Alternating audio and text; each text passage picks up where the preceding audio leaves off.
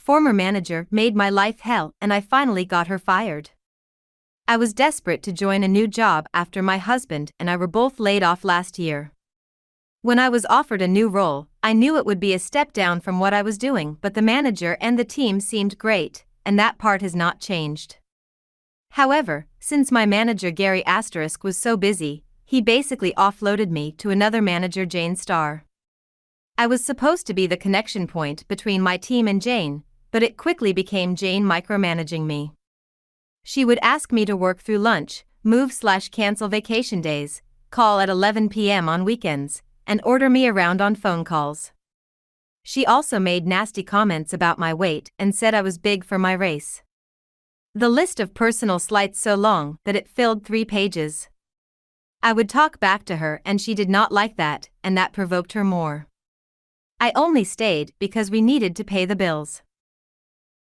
Finally, I had a mental breakdown on a Friday afternoon, after she yelled at me for something trivial about scheduling a meeting without including someone from her team who I didn't know about. I was dealing with a family tragedy and couldn't take it anymore. I told Gary about the situation with Jane and he was sympathetic and not at all surprised considering half her team quit. He immediately offered to move me to a different team under him. I was thrilled. Well, turns out going to the new team didn't help. Jane continued to order me around from afar. When I ignored her emails, she came to my desk one day and started loudly talking about how I am not qualified for this role. Gary overheard and finally told her off, but the verbal abuse did not stop. After 2 months there, I abruptly wrote my resignation letter and stapled the list of Jane's offensive comments, and CC'd everyone. Gary offered a bunch of accommodations to try to keep me, but seeing how she was still provoking from afar, I said the only way for me to stay would be for her to go, and he did not have authority to let her go. Her manager was in a different country, and despite several HR complaints from at least 5 people, nothing was done. So I left, loudly and without shame, telling everyone exactly why I was leaving.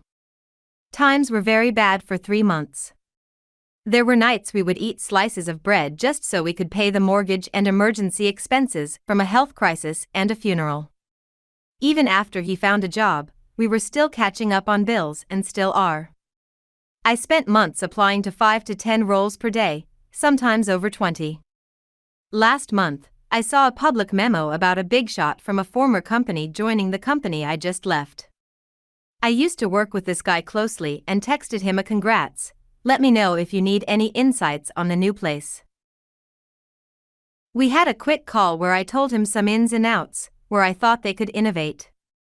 After this call, he asked me to join the team as his chief of staff. I accepted.